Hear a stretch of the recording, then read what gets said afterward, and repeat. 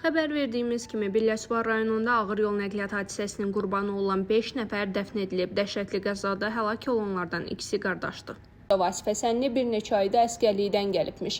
Rusif Həsənli isə ailəli idi. Bəydili kənd sakini olan Əli qardaş Rəsulzadə isə yaxın günlərdə hərbi xidmətə gedəcəkmiş.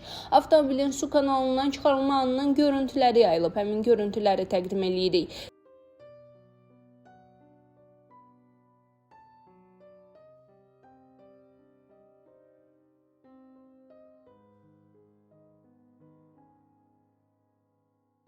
Qeyd eləyək ki, Cənub Muğan su kanalının Biləsuvar rayonu Zəhmədabad kəndindən keçən hissəsində Lexus markalı minik avtomobili idarəetməni itirərək su kanalına düşüb və nəticədə 5 nəfər həyatını itirib.